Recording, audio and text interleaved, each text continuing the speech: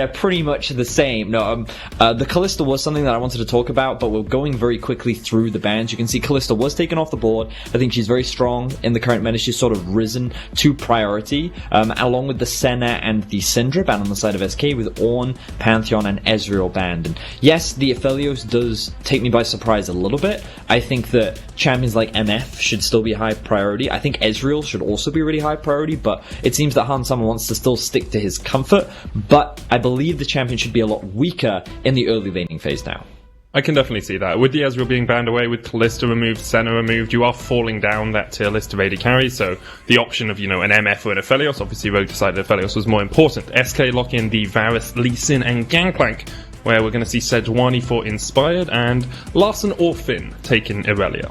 So it's important to note that Death's stance was also changed on this patch, and there was a big Blade of the Ruin King buff on the last patch. Now, we did see Camille rushing Blade of the Ruin King last week on the LEC, and as a result of this Blade of the Ruin King rush, we're seeing some other champions return to the meta like Irelia. Now, the great thing about Irelia is she can be flex-picked between mid and top, so depending on the matchup that Rogue want to put this champion into will depend on what the opponent draft. But we know Finn is an Irelia player. It's something that he is very comfortable on, so my base expectations are that they want to put it in Finn's hands, but we'll see how the rest of the draft plays out.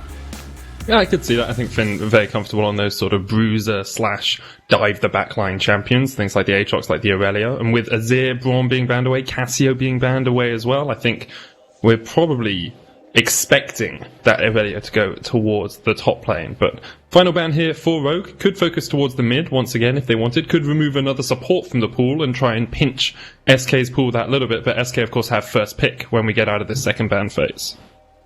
Yeah, we'll have to wait and see. I think that right now Rogue is feeling pretty comfortable with the draft they have. The early blind Lee Sin coming out from SK means that the Sejuani could come through, and I think that typically Sejuani is a pretty solid matchup because unless the Lee Sin has guaranteed prio in a lot of his lanes and gets assistance with the invade, it's very easy for a Sejuani to escape and maybe even outduel the Lee Sin in some situations, depending on her health state. So I think that the Sejuani pick is good, it offers scaling, offers engage. You can kind of see from Rogue's lineup that they actually have a pretty solid mid to late game with their current setup. SK have a little bit more early game power, especially with this Varus Thresh that they've drafted for themselves. And I think that this is already setting up for SK to try and play through their bot lane, try and play through Crownshot, who has been one of the standout performers of the split. Oh, lock it in. This is Maokai support, Betty. This is Maokai support. I don't think it is. I think no. It's either Maokai or Sett. Okay, 100%. Right? I think it's Sett support. I have been seeing a lot of Maokai support recently, and it is flipping annoying to play against because you can't poke it out of lane because it has sap magic and it just heals up the entire time. It has instant lockdown. It has follow up for something like a Sejuani. I would love Maokai support here. I think it works just as well. And if you're willing to take Sett into Gangplank in the top lane and try and harass the Gangplank down, that's actually a good lane for the Sett as well. Rogue could have gone 5-head. They could have totally big brained this draft. Well, let's see. If it's not Maokai support, I'm going to be so sad. I think right now the Irelia is going mid. I think, of course, top and support can be swapped, right? I was speaking to Odoamne at length about the Maokai, and right now pros think that Maokai is actually really good, just in general. They think it's a pretty safe blind pick, because it can be flexed into multiple roles. The roles I heard was mainly top and mid. I hadn't heard them talk a lot about support, but that's not to say that it can't go in that position. So in Diamond 4 is like we see all kinds of crazy stuff appear in pro play medic, so I'm not going to count it out yet. But given that we have just past the 20 seconds, now I can. So, unfortunately, we're not going to be seeing any Maokai support medic. But we can talk a little bit about why Maokai is good into Gangplank. And it's really interesting because when I was speaking to Odo about things, that in many ways, Maokai can actually... I'm going to take over from you there, Vedi, for a second, because there were things happening. So, yes, Maokai can be very good. Obviously, in the top lane, you can harass down something like a Gangplank. Even if you take some damage, you heal up with your sap magic. So that top lane 1v1 is actually okay for the Maokai. And having the lockdown when you can follow it up with something like a Sejuani makes things a lot easier for ganking. You can actually shut down a Gangplank quite effectively in the early game and stop him getting towards the Trinity Forces, the Infinity Edge, these big power spikes that you want for a Gangplank. The rest of the lineup, though, I like the LeBlanc mid for SK. I think that can do a lot of damage as well. But I wonder whether SK, who early on in the draft we said wanted to play through their bottom lane, will be able to actually get ahead against something like a Sett support who is very good at healing up, especially against the poke of something like Varus. I believe Medic, that Ender you're is going to saying join me. so many Hey, buddy. great things right now, Medic. I would love if you could continue to break down the Maokai support for me, even though that's not being played. I just know you and Vedius were having a lengthy discussion about that earlier. No?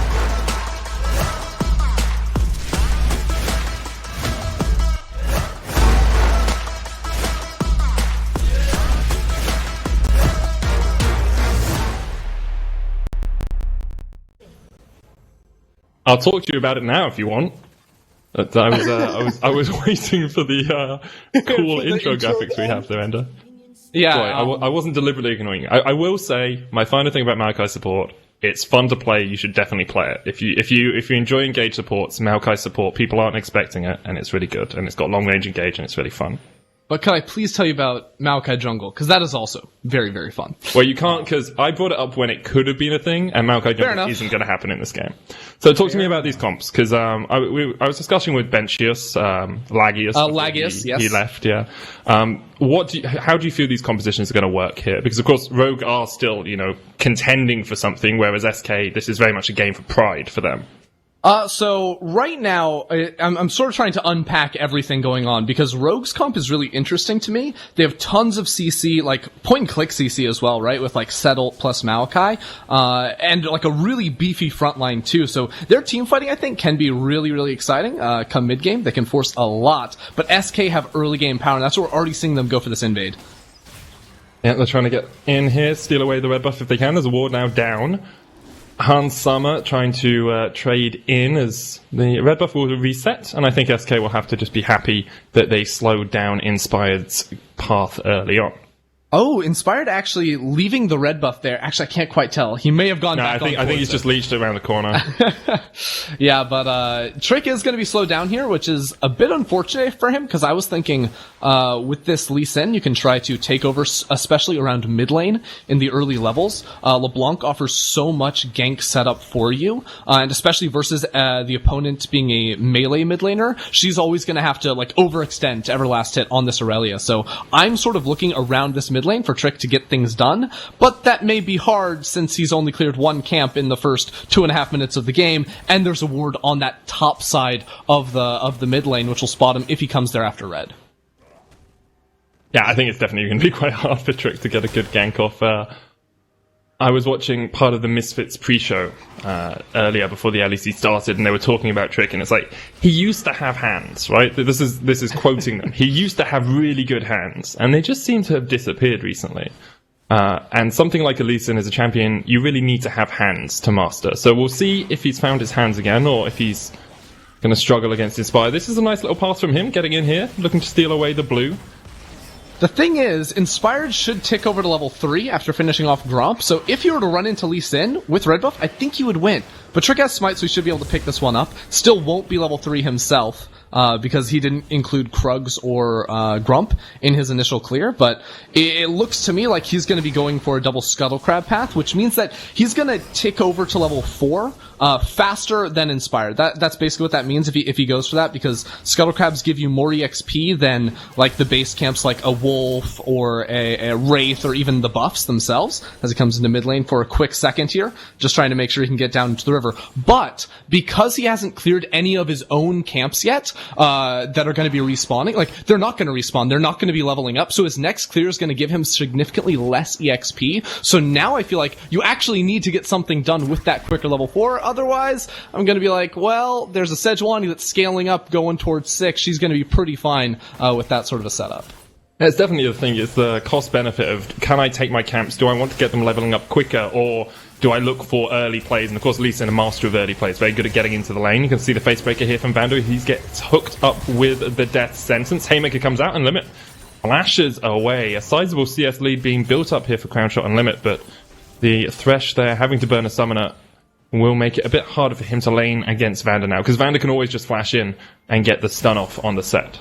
Yeah, I mean, you see why Sett support is considered strong by a lot of pro players too, right there. Whenever you go for these, all-in type of plays, he gets so much value. When two people hit him, when he goes for that big W, like, that's going to be a ton of true damage if he lines that one up. And also, he just can't get poked out of lane. Because of his passive that gives him so much innate health regen, the lower he gets, you're just not going to really be able to force him away. So he's going to be able to take trades like that, also soak up minion waves, freeze it in front of the tower, like you're sort of seeing Rogue go for now, and it gives you a lot of ability to control the wave.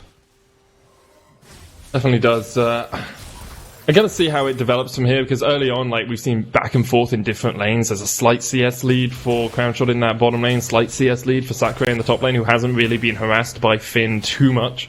Haven't seen Inspired on the top side of the map, as he was forced away from his blue early on, but overall, I think Rogue are very happy with how this game's playing out. Trick has gone double longsword alongside his machete instead of going up towards the skirmishes saber early on.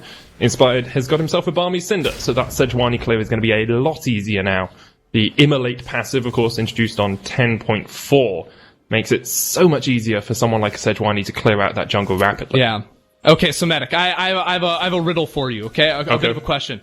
What do Vedius and EU West both have in common? Answer the question. They're both prone to crash. Yeah. Now, what is the difference between Vedius and EU West? Vedius is back online. Vedius comes back online. Welcome to the cast, Vedius. What's up, friends? It's me, your boy Vedius. How's it going? Thank you very much, Ender, for joining us, mate. I'll see you later. Welcome back, Vedius. My router restarted. I don't know why. It just decided I need a break, but we're good. We're good. It's practicing social distancing. You were getting so close, Vedius. Catch me up. So basically not too much has happened. Ender said a lot about jungle pathing, but really it hasn't. Okay. Nothing important's happened there. So he was very, very, very adamant that Trick is now behind, which he is by half a level because he didn't clear his starting camps, but we'll see if it actually makes anything happen. We do see Larssen going towards the Blade of the Ruin King, so that was interesting. Yeah. So, I mean, this is what I wanted to talk about in Champion Select, which is that the Blade of the Ruin King rush is a large part of what's brought Irelia back into the meta. We talked about how she can be a pretty effective flex pick. And the other thing that I was talking about just as I got cut off was that Odoamne was talking to me a lot about Maokai top lane, especially into Gangplank. And he believes that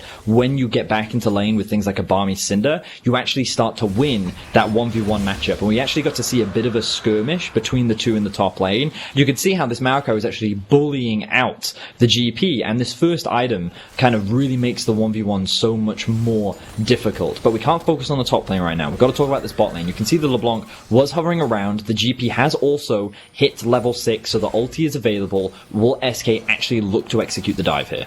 Now, Vander has his flash and his ignite. Sentry goes down. They're looking for the damage on to Vander. Haymaker comes out.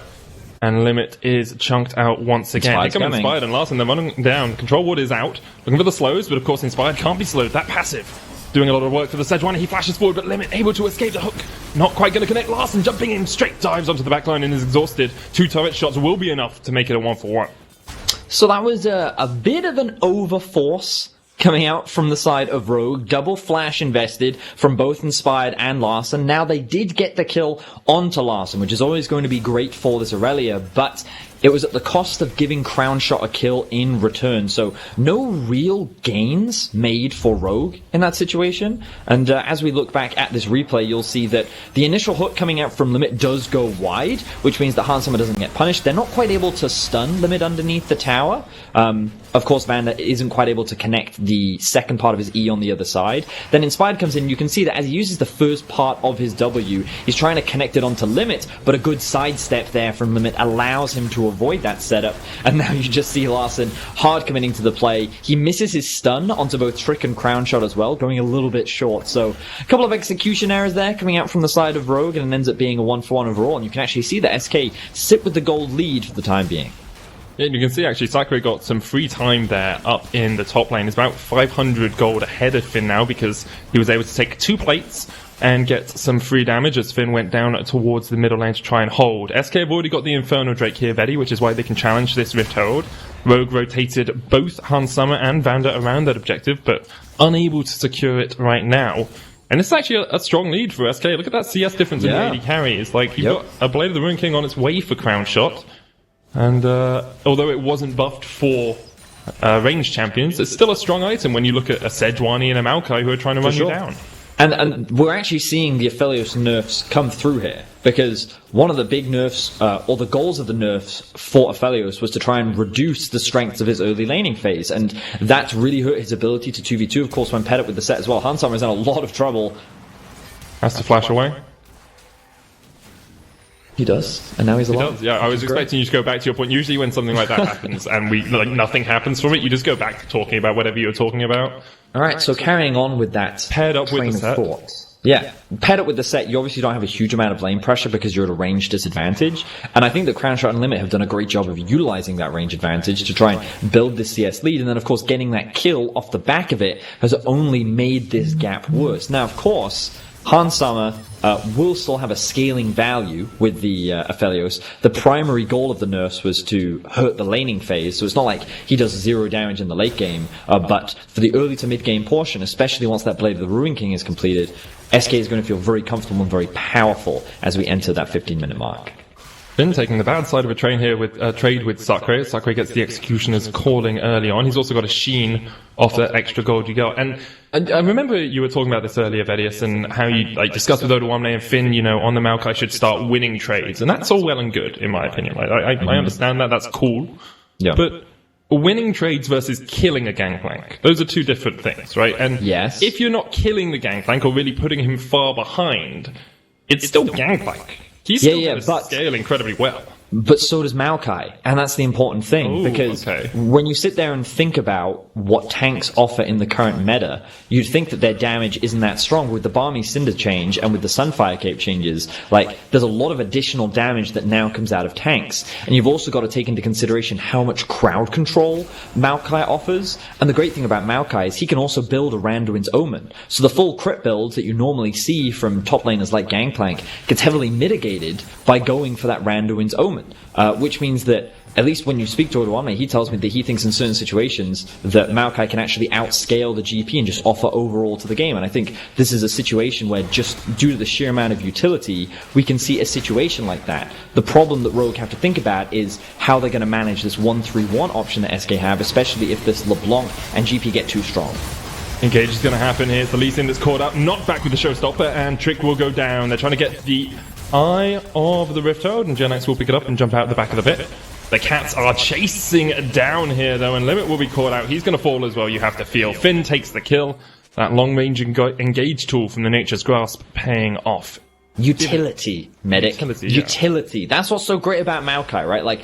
Honestly, I'm a big fan of Maokai. I love this champion. I know many people think he's boring and not that fun to watch, but I love watching him because I think that he can do so much. His damage is surprisingly high, but it's all about the utility. His Q, his W, his ultimate, it just has so much setup. It has so many options. You can engage from the flank. You can engage from the front. You can engage from wherever you want just because of how versatile his kit is. And I think it makes it so easy for you to teamfight, but it also gives a lot of setup for champions like Irelia as well. Those champions that rely on that crowd control to close the gap, to stay onto those carries that they're trying to shut down. Larsen's gonna die. Larsen's gonna die.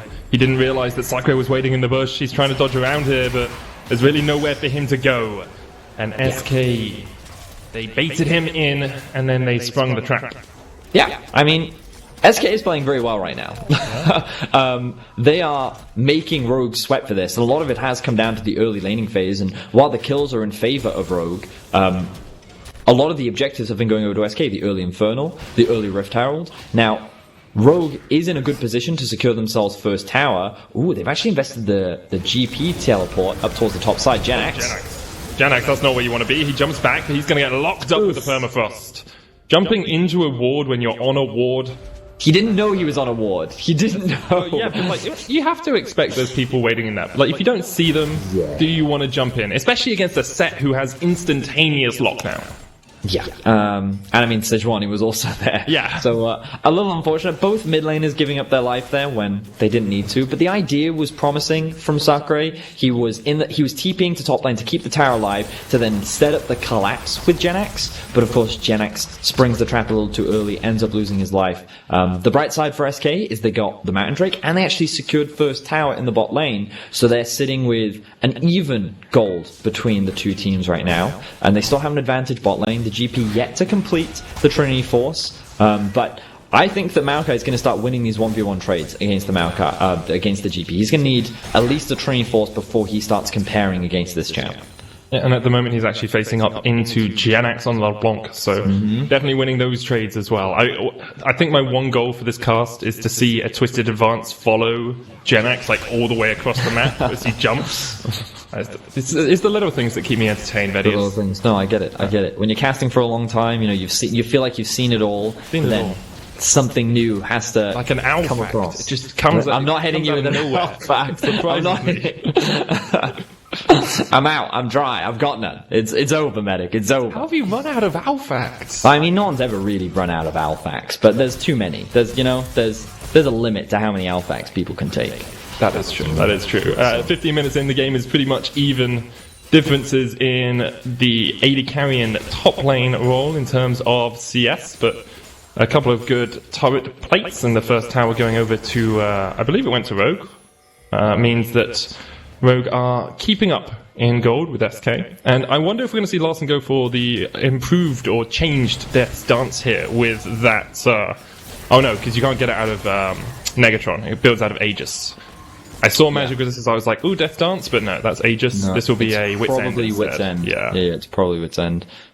Because you could also, I don't think he's going to go Stone Plate, but that's the direction he could go with that itemization. But could go QSS as well. Just QSS could also go QSS.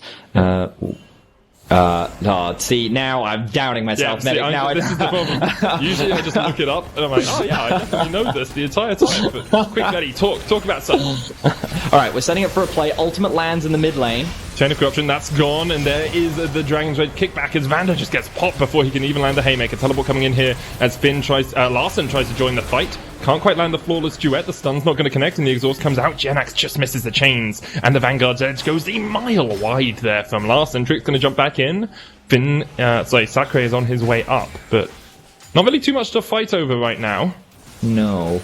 That was a weird situation. Yeah, so it's just no Magic Mantle for Quicksilver Sash, by the way. Yeah, okay. I'm messing with you. Thank you for clarifying. Yeah, you're putting doubt in my mind. I'm like, I don't know. Anyway, in that fight, Rogue was not in a great position. They looked like that they had numbers advantage, so they felt that they could siege onto the mid-tier 1. The problem was that they were not in a great position to actually fight, because SK was collapsing on them from multiple sides. Trick and Limit came out from the brush, they were able to catch Rogue off guard, and that allowed them to get that pick. And then Larssen, the execution of his Irelia seems so off so far. We have seen very little that would really be inspirational, I suppose, as he's made a lot of blunders. Now, Jenax in a lot of danger, but he is LeBlanc. He is. He was able to dodge away a couple of times. Inspired still chasing him down. Doesn't quite land the flash as Jenax jumps away with a distortion. That was LeBlanc things, medic. That's just LeBlanc things. Now, Hansama in danger. Oh, good flash away. Good flash away. Limit a little bit too slow, I think, there with the flay, but Hansama able to flash away in time. So flash. Hansama not in the best position there, but Rogue will push out that top lane. SK were also able to get another tower, so they currently lead with the towers. They've actually managed to build just under a 2k gold advantage. If we could swap over to the gold and have a quick look at the differences, I feel like Sacre has been able to build up a pretty big advantage, because to me it feels like Finn has been grouping up a lot with his team, and this is something you'll see a lot from Rogue. Finn will just sacrifice waves to be a part of his team and set up plays, but if they don't actually make any successful... well, that's close enough to what you wanted to see, right? Yep, I'm a happy lad now. Alright, I'm glad.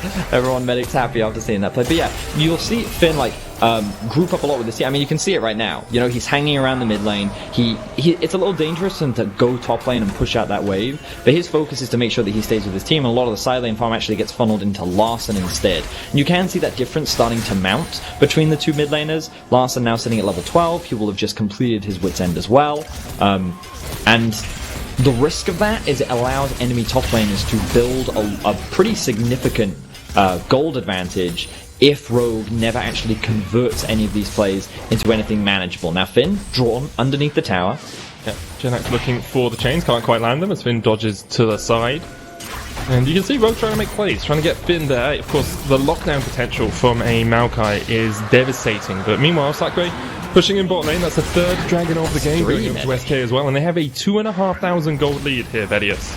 Yeah. SK in a very strong position and have to impress the importance of this game for Rogue. If they lose this and Mad win either of their last two games, there is no way that Rogue gets to 4th spot. And 4th spot vital to get double elimination through our playoffs. 5th and 6th only get one chance to get through. As soon as you lose, you're out. And they didn't get it. They didn't do it. Everyone stopped ran out of time. them. No, yeah, you're right. They all were resetting because Inspired's attacking it, right? But you have to get it before 90 and 55, otherwise it just despawns. Yeah. All right, Medic. We got to take a breather here because SK is just smurfing on Rogue right now. They are punishing all of their mistakes. Yeah, Rogue are also making mistakes. Yeah, I mean, but that's the thing, right? Like, this is a team that we touted as being clear 4th place, and right now they're not looking like a 4th place team. We questioned the early priority on the Aphelios because all the nerfs did hurt its laning phase, and now we're seeing the results of that. You know, Hansama got bodied in lane, and while Maokai can be a very strong into the Gangplank, they didn't actually really set up any dives onto Sacre. They've allowed Sacre to just free farm. He's now has a level advantage on Finn, and while sure, Maokai can operate with very low amount of gold, you still also have to deal with the LeBlanc that you haven't been able to itemize yet, but now they're looking for the plays onto the Gangplank. Teleport coming in as Sacre's locked underneath the turret. The cannon barrage has been used as well, and Sacre's still alive. Glacial Prism will land onto Trick as he is the sacrifice for the team. They lose one, but Rogue have invested a lot into this fight. Jenax trying to flash forward, lands the Q onto Larssen, and now the rest of Rogue are running because there's the chains. Inspired just at the tip of it, just at the edge, is going to get caught, and the chain of corruption comes down, and that's 3 kills over to SK. They are destroying Rogue right now.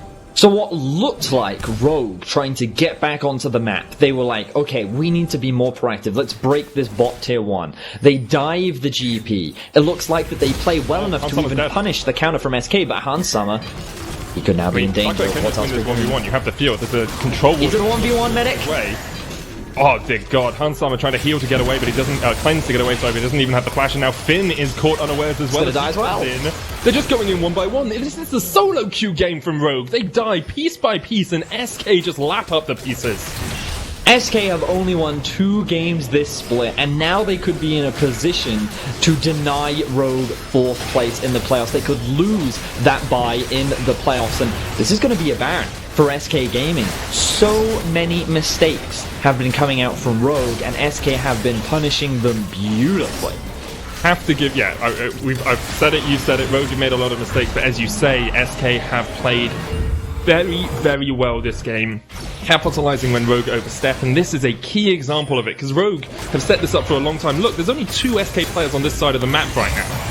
Yeah, you're completely right, Medic. The TP comes in immediately from the LeBlanc. This is still, though, a 4 versus 3, and a really good ultimate there from Inspired to lock down Trick, meaning that they can get that instant kill. Gangplank is forced to back off. Jenax can't do anything, but he's like, oh, Larssen actually took tower aggro. He took way too much damage. I can flash in and kill him. Now Limit and Crownshot have arrived, and the chain's range is so long that they're able to land the collapse. Vander cannot offer any protection, and that means that SK convert that into 2 kills. And then, of course, we know what happens next. Hansama, left all by his lonesome, he thinks he's safe, but he ends up getting flanked on by Sacre. The angry pirate is saying, oh, do you remember me? Because I certainly remember you, as he chases Hansama down. And now we see another fight.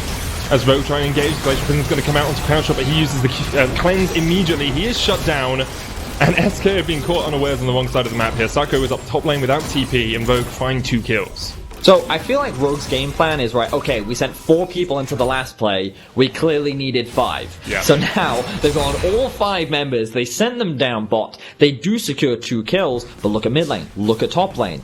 SK is in a position to push these waves, and they're going to be able to convert it into an objective. All Rogue have successfully been able to do is deny a couple of Baron buffs, but SK, they're still in control of the game, they're still keeping up the pressure. The only thing they're lacking right now is some deep vision, but of course, their primary vision tool is dead, so I can't really blame them for that. And there's 30 seconds on the next dragon as well. They've already secured 3 of them. This could be a Cloud Soul for SK. Now, they spot Vander going to the bush, maybe just think, hey, we can catch him out. They then see it too late. They see it too late, and the TP comes in behind them. Exactly that, Medic. You hit the nail on the head there. They thought that they could find a pick. They thought they could be the ones to punish, but it was actually just a trap being set up by Rogue. A beautiful flank coming in from behind to allow them to find 2 kills, but that was a double TP investment, and now they do not have that when the dragon's spawning in 2 seconds. Look at where people are on the map right now, Medic. That is Irelia's Larssen in the top lane. Yeah, they're going to have to, because I don't think they're strong enough to be able to win 5v5 right now. They're 5.5k gold down. Medic, that's a half item, even a full item gap between some of the members on these 2 teams, and Larssen's not even going to be able to convert it into a tower, so great stuff coming out from SK. Now they're in a position, they still have the Baron buff, it looks like they're going to keep the siege going. Yeah, they're going to be able to get back in time. I'm not sure Rogue will be here in time. It's only Hans Summer. Now Vander joins the party. Oh, Finn was there, he was hiding under Hans Summer's shadow, but this inhibitor tower is going to go down. Jenax does not have TP. If Rogue can force a fight, it would be a full 4v4. There's the Nature's Grasp, but all those cats can do is scare away SK for the second as they back away.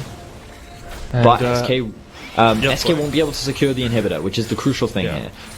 Rogue invested that in order to buy themselves a little bit more time. We kind of think about the scaling, and we think about how strong these tanks are and how much of a frontline they can have, the amount of utility they have. Right now, there's just such a massive gold gap and experience gap that Rogue just need to hold the line to get to the point where they can actually start to win and look for these 5v5s, but they are not at that point just yet. I guess the question is how long you can hold on for, because I know right now people at the Misfits house, people at the Mad Lions house are looking at this game and saying, hey, we could be gifted one here, right? Like Misfits, Rogue and Mad Lions all fighting for that 4th position. Mad Lions have a game in hand, but they play Fnatic and Origin this week. Misfits have a game against Vitality next, so they could tie up with Mad Lions, and Rogue would be relying on both Misfits and Mad to drop games and them to win their game tomorrow for them to have any chance of making it into 4th spot. I mean, we think about it, Minik. Like, I believe Rogue plays Schalke tomorrow, yes? Yeah, they do, yeah. And Schalke went 2-0 last week, and right now Rogue is struggling against SK, you know? When you think about it like that, even if Mad goes 0-2, if Rogue also goes 0-2, then Mad still finishes above them. So this is why these games are so important, and of course things not completely over yet for Rogue. Right? We've seen comebacks bigger than this. Rogue is a good enough team to know how to punish mistakes. But right now, SK isn't making that many mistakes. They have not been flawless, of course. They have been picked a couple of times, but they have such a healthy bed of gold to sit on. It's going to take more than just one mistake before they throw this game away. They're going to have to lose a Baron, lose an Elder, and then maybe lose another fight after that before they're really in some serious danger, because they are so strong right now. So powerful. I'm wondering if SK are just waiting for the 3rd item spike. You can see Sacre's actually just finished his GA. I wonder how far Crownshot is away from either a Bloodthirster or an Infinity Edge on this Varus with him having a Vamp Scepter. I expect it to be the Infinity Edge, but the Bloodthirster, but it could be a GA as well, of course. Sitting on 900 gold right now, 1,000 gold lead over Hans Summer. And that 4,000 gold lead for Sacre over Finn. As much as, you know, Maokai could scale better than Gangplank the later the game goes on, right now there's a big discrepancy between the two of them. Yeah, I'm not going to throw you under the bus like that. No. You're totally right. It's one of those things where you can sit there and say, hey, Vayne outscales, like, Lucian or whatever, right? But if the Lucian has a 4k gold gap, it doesn't matter. It's like, you know, it's scaling implies they have the same amount of gold, I think. Exactly, right? exactly. If the 2 champions are even, then one champion can offer more than the other, and if the Gangplank and the Maokai were even, then, you know, I'd be sitting there saying, hey, I reckon Maokai can actually win some trades. I reckon he can do pretty well here, but no, that's not the case. He's on limit, though. Oh, good flash away. He didn't realize he was on a ward. Okay. He was able to get away, but it was greedy back place from limit, right? You can just go a little bit further back and be safer. Rogue might look for a fight as Finn uses the Twisted Advance to get away, but here's the Cannon Barrage. It's actually SK who are looking for the party. Crownshot's going to get pulled in. with the Larssen. Sacre stunned up. There's the Glacial Prison on him as well. He's going to flash the Haymaker, forces Vander back to the Showstopper. He tries to get across the wall, but already the stopwatch has been used by Trick and he's still alive. Moonlight Vigil doesn't really connect onto anyone on limit, then hits the stun across the wall. Inspired dashes away with the Arctic Assault. But Rogue will just have to disengage and SK get a kill and get out. Yeah, all of the ultimates were used on the side of Rogue. They no longer have their support. A couple of flashes available, but SK's in a prime position to be able to threaten the Baron, and you can see Hansama, he doesn't have the HP to be able to contest this right now, but they're going to try. They're going to TP back in. They know that if they lose this, the game is guaranteed to be over. Here comes Finn trying to get in there with the movement speed buff.